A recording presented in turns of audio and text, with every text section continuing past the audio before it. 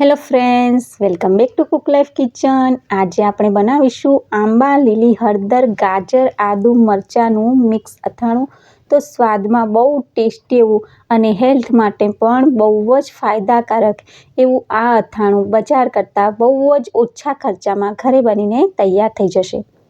તો એના માટે અહીંયા મેં 250 ગ્રામ જેટલી લીલી હળદર એને મેં 2 થી 3 પાણીથી એકદમ સારી રીતે ધોઈ કપડાથી સાફ કરી અને પછી એને પંખા નીચે 1 કલાક માટે સૂકવી દીધી.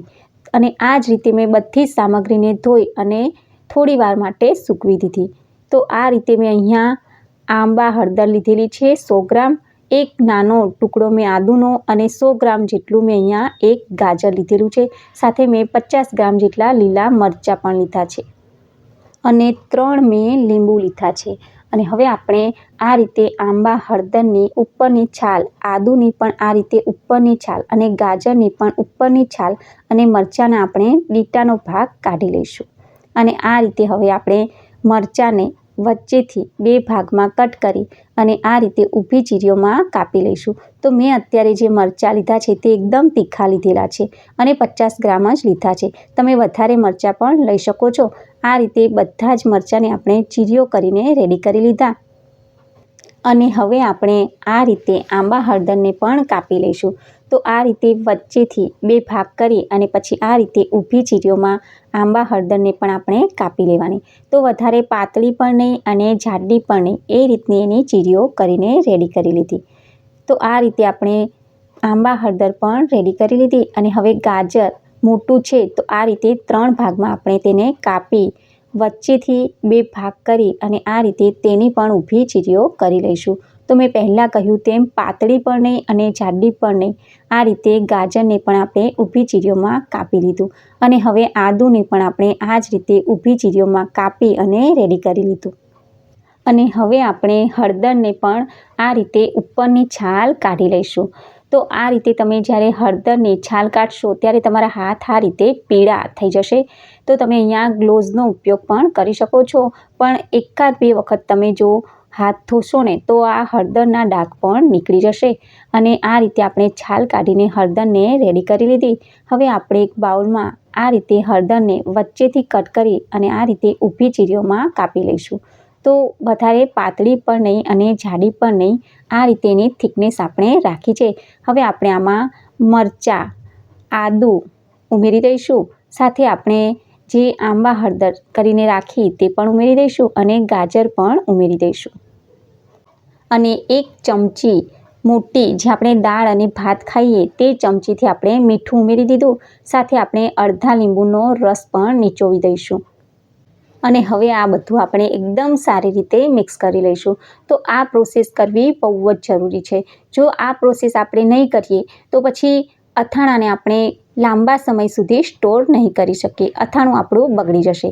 તો આ રીતે એકદમ સારી રીતે બધું મિક્સ થઈ જાય પછી આપણે આને ઢાંકીને 20 થી 25 મિનિટ માટે રહેવા દઈશું. અને હવે 20 થી 25 મિનિટ પછી આપણે જોઈ લઈએ. તો તમે જુઓ કે આપણે જે લીંબુ અને મીઠું આમાં નાખ્યું હતું તેના લીધે કેટલું બધું આમાંથી પાણી નીકળેલું છે. તો આ પ્રોસેસ બહુ જ જરૂરી હતી. આપણે આ આંબા હળદર, લીલી હળદર અને ગાજર અને મરચાંમાંથી પાણી નિતારવું બહુ જ જરૂરી હતું. તો આ પાણીનો ઉપયોગ આપણે નથી કરવાનો, ચાળણીમાં આપણે આને ગાળી લઈશું. તો આ રીતે તમે જુઓ કે આ રીતે આપણે આંબા હળદરને એકદમ સારી રીતે કોરી કરી લીધી. અને આને આપણે હવે એક બાઉલમાં ઉમેરી દઈશું. અને હવે આમાં આપણે 1 મોટી ચમચી ભરીને મીઠું ઉમેરી દઈશું. તો આપણે જે દાળ ભાત ખાઈએ તે ચમચીનો મેં ઉપયોગ કરેલો છે. અને 1 નાની ચમચી આપણે હિંગ અને 1 નાની ચમચી અડધી આપણે હળદર. તો આપણે હળદરનું જ અથાણું બનાવીએ છીએ એટલે મેં હળદર ઓછી ઉમેરી છે. સાથે આપણે 4 મોટી ચમચી ભરીને રાઈના કુરિયા ઉમેરી દઈશું. સાથે આપણે 1 મોટી ચમચી ભરીને મેથીના કુરિયા પણ ઉમેરી દઈશું. અને 1 ચમચી જેટલું આપણે કાશ્મીરી લાલ મરચું પણ ઉમેરી દઈશું એટલે કલર અથાણાનો બહુ સરસ આવશે. સાથે આપણે 1 મોટી ચમચી ભરીને લખનવી વરિયાળી ઉમેરી દઈશું.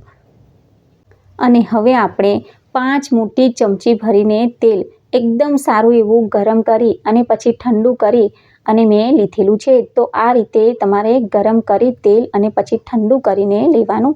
આને આપણે હવે આમાં ઉમેરી દઈશું. અને તેલ ઉમેર્યા પછી બધા જ મસાલાને આપણે હળદરમાં એકદમ સારી રીતે મિક્સ કરી લઈશું.